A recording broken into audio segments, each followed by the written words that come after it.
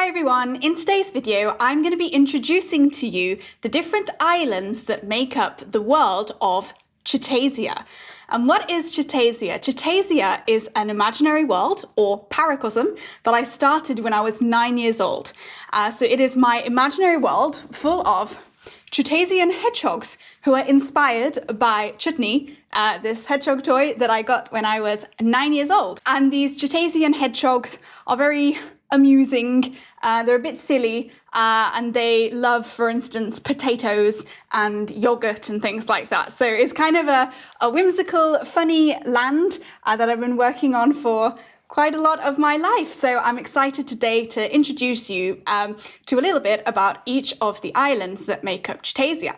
So let's start off with the biggest island, which has been mentioned in many of my videos. This is the island of Chutaland, and it is the home of Chutney, who is, of course, the princess of Chutasia. So the royal family of Chutasia come from this large island, Chutaland. Their palace is near the top end of the island, and it is also the location of a spy school, which you might know about if you've watched some of the other videos. Also on the island of Chutaland is a large mountain range called the Blanket Mountains, which go right across the large island of Chutaland. In the Blanket Mountains, it is the source of the longest river in Chutasia, and the longest river is called the Worm River. And because of the Worm River, there's lots of fertile farmland around the Blanket Mountain region where the Chutasians like to grow their favourite crop, potatoes, because they absolutely love potatoes. I've explained in some of my previous videos that in recent Chutasian history, there was actually a bit of a problem with their potato crop. They couldn't have their favourite potatoes anymore, and it started a bit of a war, and there were some rebellious groups fighting over potatoes. You can hear about that in my other videos. So towards the bottom of Chutaland, there is a place called Crowning Point, and Crowning Point is the location where the Chutasian monarchs are crowned. So hopefully someday Princess Chutney will be crowned at Crowning Point. Now, once a Chutasian monarch has been crowned at Crowning Point, they take a small ceremonial boat ride to the little neighbouring island of Hedgepod. Now, Hedgepod is very close to Chutaland, so there is a lot of interwoven traditions and cultures. But Hedgepod is particularly famous because it is where all these ceremonial events happen in relation to crowning the new monarch. One of the key parts is that at the climax of the celebrations for the new monarch, the monarch can have a statue revealed on a long pathway called Monarch's Path. So Monarch's Path is a tree-lined pathway that stretches, I don't know if it stretches across the whole of Hedgepod, but it's very, very long. And every time a monarch is crowned, they have traditionally a statue of themselves put up along the pathway. But in more recent years, monarchs have gone more down the kind of modern art route, and they pick a statue that represents their values or who they intend to be as a monarch. And this is a bit of a tourist attraction for people to visit. Only a small portion of the path currently has statues on it, and that's very symbolic, because it's symbolic that one day it will be filled because the royal family will reign over Chutasia for so long that it's going to take so long to fill the path because there will be so many of them. So that is Hedgepod. Neighbouring to Hedgepod and Chutaland is the island of Erizeco, which again has been brought up quite a lot in my videos so far, because Erizeco was home to quite an advanced civilization of craftsmen and farmers, and they had quite sophisticated religious and spiritual beliefs. In one of my video series where I talked about the Chutasian calendar and the Chutasian days of the week, we talked about how a small number of these craftsmen and spiritual leaders from the island of Erizeco travelled over to Chutaland and taught the hedgehogs on Chutaland how to farm, and particularly how to farm potatoes. And these were called the Erizeco Mistomen. So because of this ancient civilization, a lot of Erizeco is considered sacred. It needs to be conserved. It's quite a spiritual place, and they want to protect a lot of the land and the ruins and things that exist on Erizeco. It is quite common for hedgehogs to go on how do you say this? Pilgrimages? To go on a pilgrimage. It is quite common for hedgehogs to go on a pilgrimage to Erizeco, to go on a little tour of some of the kind of old buildings and things that exist in Erizeco. Up until recently, there were hedgehogs who lived in Erizeco, who inhabited Erizeco, but at some point the Chutasian royal family and the Chutasian government decided that in order to conserve Erizeco, those people needed to be rehomed and moved elsewhere, which of course, as you can imagine, there were different arguments about whether they should or should not do that. Many of the hedgehogs who offered first to leave Erizeco, they took up work and jobs and houses in the neighbouring island of Hogho, which we'll come into in just a minute. But some of the hedgehogs who were kind of more stubborn and waited until the last minute to leave their homes, they instead ended up in Slugtehk. And so let's talk about Hogho and Slugtehk. So Hogho has quite a dry climate, but among the coast of Hogho, there are quite a lot of like marketing. But along the coast of Hogho, there are quite a lot of market towns, ports, they do a lot of trade via the sea. But further inland, up to the border with Slugtehk, there it's very dry, and there's actually a desert called the Centipede Desert. And in this desert, it's a bit of a lawless area, and it's known as the Hogho wildlands, that border between Hogho and Slugtehk. Yeah, it's quite a lot of sort of like criminal sort of Wild West type things happening in the Hogho wildlands. But along the coast in Hogho, there are a lot of these kind of market villages who made quite a good living trading via the sea. However, as I have mentioned, there was recently this war where there was a potato shortage, and unfortunately this had a detrimental impact on the hedgehogs who were living in Hogho. So one of the primary dietary staples in Hogho is a vegetable which is called schnoedelbonger. Schnoedelbonger, we don't have them on planet Earth, but it is a root vegetable that is purple in colour, and when cooked it has a texture that's a bit like chicken. And traditionally, potatoes are paired with schnoedelbonger. So what happened was when hedgehogs stopped being able to buy potatoes, they stopped buying the schnoedelbonger to accompany those potatoes. And so many farmers who farmed schnoedelbonger decided to stop and swap to some other crop that they could sell more easily.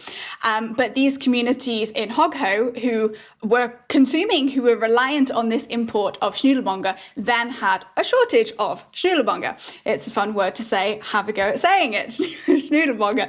And so that led to economic issues for the sort of port traders of Hogho who didn't have the import of schnoedelbonger, but also to a kind of food crisis because the Hoghovians, they didn't have any schnoedelbonger to eat. So a lot of them left their coastal villages and moved inland to try to set up their own farms. But of course, they were trying to set up their own farms in what's historically been the Hogho wildlands. So that's been difficult with this kind of migration of hedgehogs inwards, trying to get these lands. So what about neighbouring Slugtehk? Because I mentioned that those who waited too long in Erizeco ended up in Slugtehk, and that didn't seem like such a good thing. So Slugtehk is the industrial centre. It's where all the factories are that produce the food, the goods. Basically all of the factories in Chutasia are concentrated in Slugtehk. And there have been a lot of initiatives to try to make the environment quite nice. So they built a lot of homes for the people to work in those factories, and that's where a lot of the Erizecoans ended up. So that's Slugtehk. Some people argue that it's actually a very nice place to live. Some hedgehog people argue that it's not that nice and it's a bit slum-like, but we'll save that for another video. But a little bit of the interaction between Hogho and Slugtehk is many of the ingredients and the resources that the factories require are imported through the ports of Hogho. But of course, if you import them through the ports of Hogho, you need to go via the Hogho wildlands. And what often happens is that when goods are transported through the wildlands, some of the kind of gangs, sort of wildland gangs, will loot the materials, or sometimes they will swap the materials. So famously, there is a type of biscuit in Chutasia which is called sand biscuits. And that is because pretty much every time they try to import the ingredients for the biscuits, they get swapped for sand from the Centipede Desert. So it's kind of got an unknown percentage of sand in the biscuit, which has ended up with the name Sand Biscuit. All right, so that's Hogho and Slugtehk and a bit of the interaction. This environment of kind of struggle and industry and lawlessness has actually created an environment for a new religious movement to flourish in Hogho, which I will cover in another video. So neighbouring onto there is Spiketehk.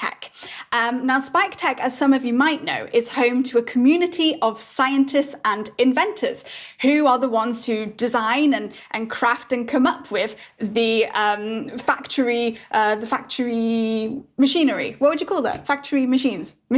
They invent the machines for use in the factories, and they provide kind of like customer support to the workers in Slugtehk. So as some of you will know, Chutney actually travels to Spiketehk at some point as part of her story, and she meets up with her uncle Elvis, who runs the only radio station in Chutasia, and he runs that from the Catching Cliffs inventors community where they've invented a radio. So we do have, as a very special occasion today, actually, we have Uncle Elvis for the first time on YouTube. So this is Uncle Elvis. Come here, Chutney. So this is Chutney's Uncle Elvis. And he runs the radio station in the Catching Cliffs inventors community. And his favorite catchphrase is howdy ho. So that's what he says every time he starts his little radio show. He goes howdy ho. And we'll do some more videos about the different programs that are on the radio station. But just wanted to introduce Elvis, who has come to join me from my parents' house. So you're right, Chutney? Yeah, Chutney loves being in the video, but I can't hold you all the time, so time to put you back. So that was Spiketehk, and of course one of the key inventions made in Spiketehk was the interdimensional time travel microwave, through which Chutney has travelled to planet Earth. And I will link more about that story in the description. So next to Spiketehk is Spikas.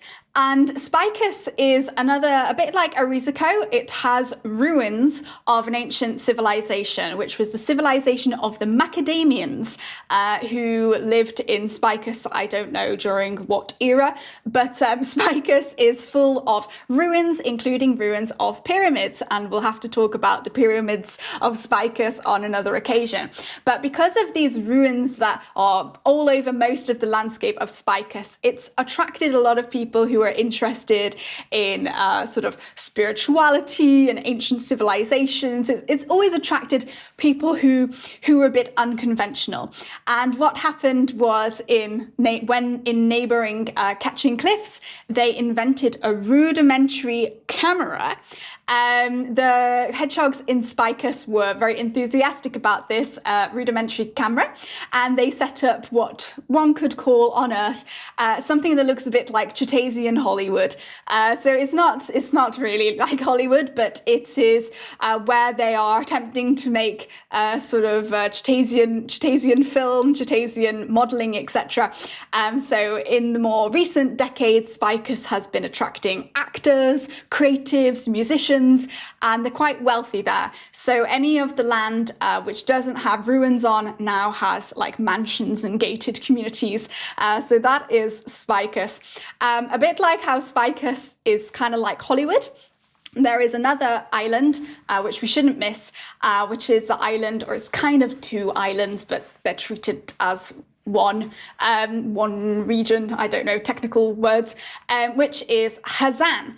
And Hazan, you could say, is a little bit like Las Vegas, but of course they always have a Chutasian spin. It's never as simple as Hollywood and Las Vegas.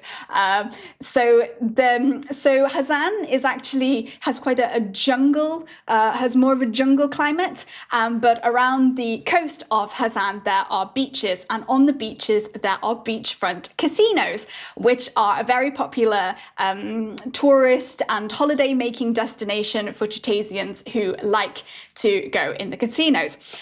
In the jungle, more inland in the jungle of Hazan, there are uncontacted tribes, or they were uncontacted. I think they've probably contacted now, most of them. But there were sort of indigenous jungle tribes who were still living in Hazan. But as always, there's sort of, conflicts and interesting things happening in Chutasia. So a traditional Chutasian pastime is that when you are gambling, you eat hummus. As in, yes, hummus, like, made of chickpeas and whatever. And they really like to pair hummus with gambling. But the hummus that the Chutasians eat is very, very smelly. It smells of garlic, and the Chutasians love it this way. But what's happened is that some of the hedgehog tribes who live in the jungle, they have been attracted out of the jungle by this very strong smell of hummus. And so it keeps pulling them into the sort of beachfront casinos and hotels and stuff in search of this hummus. And so there's a lot of debate about the ethics of eating this strong smelling hummus in Hazan. And some of the members of these jungle hedgehog tribes have actually become addicted to hummus. So yeah, there's a lot of ongoing discussions about the ethics of hummus and gambling. So that's Hazan. So talking about food, let's now talk about Slume and Wormecon. So Wormecon is most famous for being the kind of culinary expert centre of Chutasia. You will have noticed that food is quite a theme in Chutasia. They really like their foods, not necessarily sophisticated foods. There's a lot of potato, yogurt, cake, this kind of thing. But they really enjoy food, and it's quite a large aspect of their culture, their religion, their history, etc. So Wormecon is where most of the famous chefs in Chutasia train, and there are reasons for this that we'll talk about the history of Wormecon in another video. But it is a place of culinary excellence where they have the most fantastic restaurants. It's where all the chefs train. In fact, most of the royal chefs are from Wormecon or trained in Wormecon. In fact, the Queen of Chutasia, who of course is Chutney's mum, we mustn't forget that Chutney is the princess of this world I'm talking about, and her mum is the Queen. So the Queen has a personal potato chef who is called Pierre Noirmoutier Jr. And he is from Wormecon and trained in Wormecon. And there are many other characters who I will share with you on other days who have special duties of food in the royal household. But as you can tell, a lot of their economy and a lot of their what makes Wormecon great is to do with food. And again, everything ties back to the War of the Potato. So when there was this shortage of potatoes, it did have an impact on the economy of Wormecon, and they're still in the process of recovering to their former glory. So Slume, who is their closest neighbour, Slume has a very, very rocky terrain, and so they can't actually produce a lot of their own food in Slume. So when Chutasia first became united, because for a lot of history they were separate islands, but King Attilarixus, who we've talked about in previous videos, King Attilarixus was the king who united all of the islands into united Chutasia, and Slume were actually one of the islands that was most keen to unite because they wanted a more stable source of food. There was a lot of benefit for them to have easier food imports because Slume is very rocky and almost nothing grows. They do have a river in Slume, quite a good river network, which is very good for transportation. The name of the river in Slume is the River Erp. But in the rocky mountains of Slume, which is very linked to the religious and spiritual ideas on Slume, are very rock focused. So for example, I think that the mountains in Slume, they imagine it like the spikes of the hedgehog's back. I think it's like a sleeping hedgehog, and the mountains are the spikes of that sleeping hedgehog. I'll have to do another video about that. But high up in the Rocky Mountains of Slume, there is a very specific type of tomato that grows. Of course, it always comes back to food. And this tomato is known as Slumian tomato because it's from Slumian. And apparently these tomatoes are the most delicious tomatoes in Chutasia, and they only grow in the Rocky Mountains of Slume. And of course, neighboring Wormecon always wants, you know, first dibs at the Slumian tomatoes. But unfortunately, because these tomatoes are so lucrative, there are always these like hedgehog cartels who are trying to get control of the sacred tomato groves. So unfortunately, for the inhabitants of Slume, there's a lot of instability. Sometimes there can be violence and conflict around these tomatoes. So that is the island of Slume. So I think, yeah, now we've got to move on to, let me just check my notes. Yes, exactly. So next up is Noeson and Gnozeton. So again, another one that possibly some viewers may be familiar with.